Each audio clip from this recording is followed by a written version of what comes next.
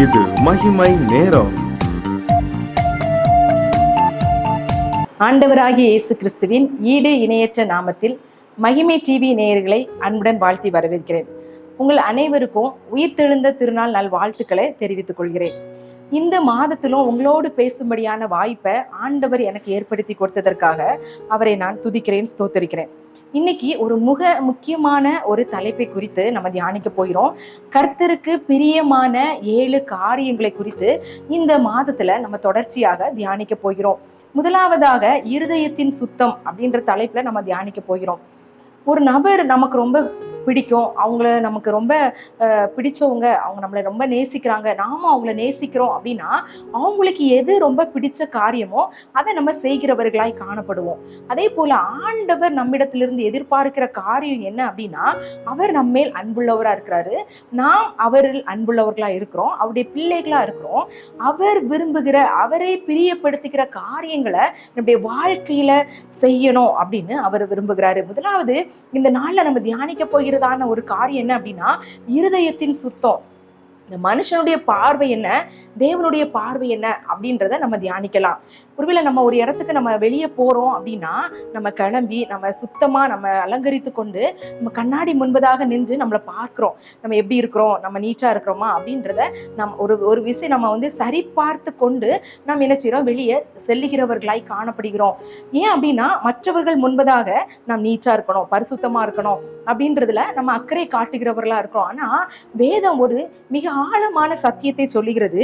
1 Samuel 16ஆம் அதிகாரம் 7ஆம் வசனம், மனுஷன் முகத்தை பார்ப்பான், கர்த்தரோ இருதயத்தை பார்க்கிறார் அப்படின்னு சொல்லி இந்த வசனம் சொல்லப்பட்டிருக்கிறது. இன்னொரு வசனத்தை நம்ம பார்க்கும்போது, இருதயத்தில் சுத்தமுள்ளவர்கள் பாக்கியவான்கள், அவர்கள் தேவனை தரிசிப்பார்கள். அப்போ இருதயத்தின் சுத்தம் மிக முக்கியமாக காணப்படுகிறது. ஆண்டவர் விரும்புகிற காரியம் வெளிப்புற சுத்தம் அல்ல, இருதயத்தின் சுத்தமாய் காணப்படுகிறது. ஒரு அழகிய ஆப்பிள் பழம் இருக்கு, அதை பார்க்கும்போது அது நல்ல சிவப்பு கலர்ல பளபளன்னு அழகா இருக்கு. நம்ம அதை எடுத்து அதை வெட்டும் போது உள்ள அழுகிய நிலைமையில இருந்தா நம்முடைய முகத்தை நம்ம என்ன செய்வோம், சுளித்து கொள்வோம், அதை நம்ம சாப்பிட மாட்டோம், அதை தூக்கி எரிந்து விடுவோம். ஆண்டவருடைய காரியங்களில் நம்ம இருதயத்தின் சுத்தம் காணப்படலை அப்படின்னா ஆண்டவர் அருவருக்கிறதாய் காணப்படும், அவருக்கு பிரியம் இல்லாதவர்களாய் நம்ம மாறிவிடுவோம். அப்ப ஆண்டவருக்கு பிரியமான காரியம் என்ன, வெளிப்புறமான சுத்தம் அல்ல, வெளிப்புறமான பரிசுத்தம் அல்ல, இருதயத்தின் சுத்தத்தை ஆண்டவர் விரும்புகிறாரு. அநேக நேரங்கள்ல நாம் என்ன சொல்லுவோம், நான் வேத வாசிக்கிறேன், நான் ஜெபிக்கிறேன், ஆலய காரியங்கள்ல ஈடுபடுகிறேன் அப்படின்னு சொல்லி ஒருவேளை நான் பரிசுத்தமா இருக்கிறோம் அப்படின்னு வெளிப்புறமா நம்ம காட்டிக்கொண்டு நம்முடைய இருதயத்தின் நிலை எப்படி காணப்படுகிறது, ஒருவேளை பரிசுத்தம் அற்ற சூழ்நிலை காணப்பட்டுச்சு அப்படின்னா எல்லா மனிதரை பார்க்கிலும் நாம பரிதபிக்கப்பட்டத்தக்கவர்களாக இருப்போம். இப்போ மனுஷனுடைய பார்வை என்ன, தேவனுடைய பார்வை என்ன? ஆண்டவர் முகத்தை பார்க்கிற தேவன் அல்ல, இந்த இருதயத்தின் எண்ணங்களையும் அதனுடைய சுத்தத்தையும் அவர் பார்க்கிற தேவனா இருக்கிறாரு. அப்போ இருதயம் சுத்தம் நமக்கு தேவை, அதுதான் ஆண்டவருக்கு பிரியமான ஒரு காரியம். அடுத்ததாக இருதயத்தின் அசுத்தங்களும் அதை நம்ம எப்படி அதை சரி பண்ணலாம் அப்படின்றதை குறித்து நம்ம தியானிக்க போகிறோம். இருதயத்துல சுத்தம் அப்படின்னு சொன்னா நம்ம நான் பாவம் செய்யல, நான் பாவம் செய்யாம வாழ்றேன், அதனால நான் இருதயத்தின் சுத்தமுள்ளவளா இருக்கிறேன் அப்படின்னு சொல்ல முடியுமா அப்படின்னா இல்ல. நம்ம பாவம் செய்யாம மட்டும் வாழுறது இல்ல, நம்ம இருதயத்தின் எண்ணங்கள் எப்படி காணப்படுகிறது. நம்ம பாவம் செய்யல, ஆனா பாவம் பண்ணணும் அப்படின்ற எண்ணங்கள், பழி வாங்கணும் அப்படின்ற எண்ணங்கள், நம்ம கசப்பான காரியங்கள், வெளியில நம்ம அந்த காரியங்களை ஏதோ செய்யலாம், ஆனா இருதயத்துல அந்த காரியங்கள் காணப்பட்டு அப்படின்னா நாளடைவில அது பாவம் செய்ய தூண்டுகிறதாய் காணப்படும். நம்ம ஒருத்தருக்கு உதவி செய்யறோம் அப்படின்னா அவங்க மற்றவங்க நம்மளை பார்த்து புகழணும் அப்படின்றதுக்காக நம்ம உதவி செய்யக்கூடாது.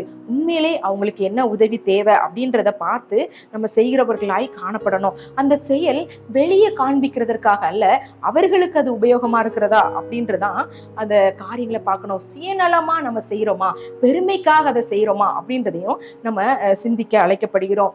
நம்ம அநேக நேரங்களில் நம்ம என்ன யோசிக்கிறோம் அப்படின்னா, நான் தினமும் வேதத்தை வாசிக்கிறேன், நான் ஜெபிக்கிறேன், ஆனா என்னுடைய இருதயத்துல காணப்படுகிறதான அசுத்தமான எண்ணங்கள், அசுத்தமான காரியங்கள், நான் தனியா இருக்கும்போது தவறான காரியங்களை நான் செய்யறேன், பார்க்கிறேன், இதெல்லாம் என்னுடைய வாழ்க்கையிலிருந்து போக முடியல, நான் எப்படி இதை செய்ய முடியும், நான் என்னுடைய அழுக்கு போகலையே அப்படின்னு ஒருவேளை நினைக்கலாம். ஒரு சின்ன உதாரணத்தோடு நம்ம இதை உங்களுக்கு விளக்கலாம் அப்படின்னு நான் நினைக்கிறேன். ஒரு தாத்தாவும் ஒரு பேரனும் ஒரு ஆற்றங்கரை ஓரத்துல வசித்து வந்தாங்களாம். அந்த தாத்தாவுடைய வேலை என்ன அப்படின்னா, நிலக்கரியை சுமந்து கொடுப்பதுதான் அவரோட வேலை.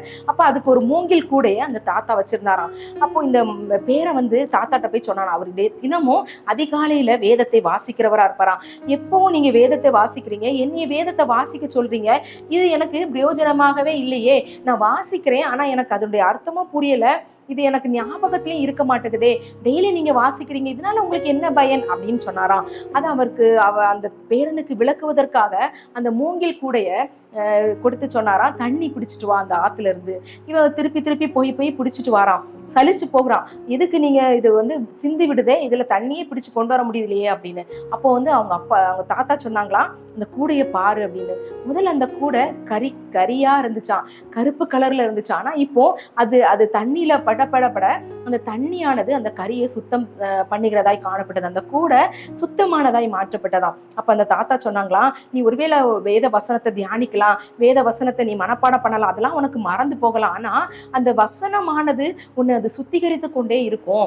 அந்த வசனம் வந்து சுத்திகரித்து கொண்டதுனால இந்த ப்ராசஸை நம்ம விடவே கூடாது. நம்ம இருதய சுத்தம் ஆகுறது வரைக்கும், இருதயத்துல டெய்லி நம்ம சுத்தமாகணும். அதனால இப்படி வாழ்நாள் முழுவதும் இந்த காரியத்தை நம்ம வேதத்தை வாசிக்கணும் அப்படின்னு சொன்னாராம்.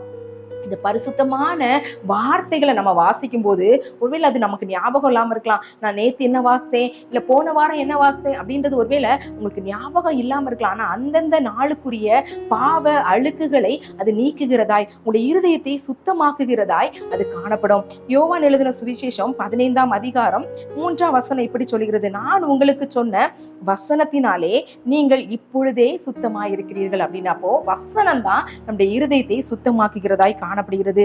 இப்ப கர்த்தருக்கு பிரியமான அந்த இருதய சுத்தம் எதன் மூலமாய் வருகிறது? இருதயத்துல காணப்படுகிற அசுத்தத்தை எது வந்து போக்குகிறது அப்படின்னா வசனம் தான். அப்போ நம்ம வேத வசனத்தை தினமும் தியானிக்கிறவர்களாக, தினமும் வாசிக்கிறவர்களாக, அந்த வசனங்களை மனப்பாடம் பண்ணிக்கிறவர்களாக நம்முடைய வாழ்க்கையில அதை நம்ம நடைமுறைப்படுத்தினோம் ஆனால் நம்முடைய பாவ அழுக்குகள் ஒவ்வொன்றாய் அது என்ன செய்யும், சுத்திகரிக்க தொடங்கும். நம்ம முழுவதுமாய் அந்த பாவ அழுக்குகள்லாம் நீங்கி இருதயம் சுத்தமுள்ளதாய் காணப்படும். இருதயத்துல சுத்தமா இருந்தா என்ன ஆசீர்வாதம் நம்மளுக்கு கிடைக்கும் அப்படின்னா, ஆண்டவர் சொல்லியிருக்கிறாரு, இருதயத்தில் சுத்தம் உள்ளவர்கள் பாக்கியவான்கள், அவர்கள் தேவனை தரிசிப்பார்கள். அப்போ தேவனை தரிசிக்க கூடியதான ஒரு மிக உன்னதமான ஆசீர்வாதம் நமக்கு காணப்படுகிறது. அப்படி அந்த உலக பிரகாரமான ஆசீர்வாதமும் ஆண்டவர் தருவார். ஏன்னா முதலாவது நம்ம தேவனுடைய ராஜ்யத்தையும் அப்படி நீதியை தேடும்போது எல்லா ஆசீர்வாதங்களும் நமக்கு கூட கொடுக்கப்படுகிறதாய் காணப்படுகிறது. அப்போ தேவனையே நம்ம தரிசிக்கும் போது நமக்கு வந்து ஆசீர்வாதமான காரியங்கள் நம்முடைய வாழ்க்கையில காணப்படும். அப்போ இக்கட்டான ஒரு சூழ்நிலையில நம்ம இருக்கிறோம் அப்படின்னா தேவனுடைய வழி நடத்துதல அந்த வசனமானது நமக்கு தரும். அந்த பரிசுத்த இருதயம் நம்மை வழி நடத்துகிறதாய் காணப்படும். தவறான வழிக்கு நம்மை கொண்டு செல்லாதபடி சரியான வழிக்கு நம்மை நடத்துகிறதாய் காணப்படும். இவ்வளவு அசுத்தம் நிறைந்த ஒரு கண்ணாடியில போய் நம்ம முகத்தை பார்த்தோம் அப்படின்னா அது நம்முடைய முகம் தெளிவாக தெரியாது.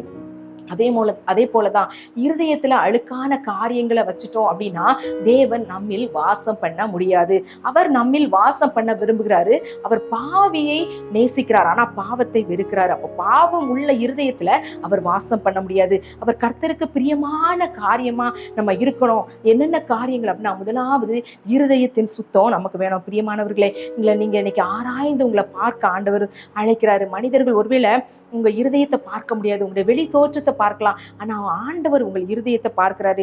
என்ன காரியம் என்னுடைய வாழ்க்கையில காணப்படுகிறது அப்படின்னு ஒரு விசை நம்ம வந்து நிதானித்து பார்க்க நம்ம அழைக்கப்படுகிறோம். தாவீது ராஜா ஒரு முறை பாவத்துல தவறின போது அவர் வந்து என்னுடைய ராஜ்ய பாரத்தை தக்க வச்சு கொள்ளணும் அப்படின்னு அதிகாரத்தை குறித்து கேட்கல.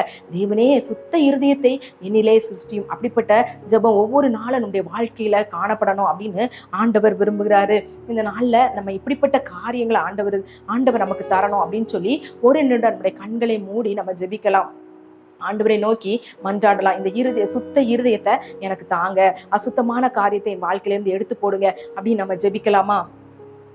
எங்களை அதிகமாய் நேசிக்கிற எங்கள் அன்பின் கர்த்தாவே, ஆண்டவரே இந்த நாளில் ஆண்டவரே எங்களோடு நீங்க பேசுனீங்க.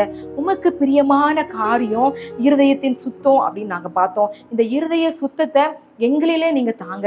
ஆண்டவரே, தாவீது ராஜாவை போல நாங்க கேட்கிறோம். தேவனே, சுத்த இருதயத்தை எங்களை சிருஷ்டிங்க. எங்களுக்கு காணப்படுகிறதான பாவமான அழுக்கான ஆண்டவரே உமக்கு பிரியமில்லாத ஆண்டவரே காரியங்களை எங்களுடைய இருதயத்திலிருந்து நீ எடுத்து போடும்.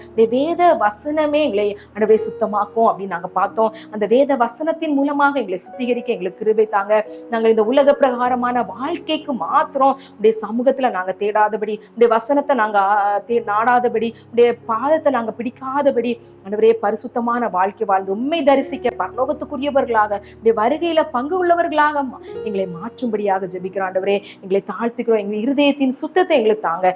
நீர் விரும்புகிற காரியத்தை நாங்கள் கடைபிடிக்க எங்களுக்கு கிருபை தரும்படியாய் ஜெபிக்கிறோம். எங்களை தாழ்த்துகிறோம், வெறுமையாக்கிறோம். நீர் பெருக, நாங்கள் சிறுக. இயேசுவின் மூலம் ஜெபம் கேளும் நல்ல பிதாவே, ஆமீன். தொடர்ந்து கர்த்தருக்கு பிரியமான காரியங்களை மற்ற பகுதிகளில் காணலாம். கர்த்தர் தாமே உங்கள் அனைவரையும் ஆசீர்வதிப்பாராக.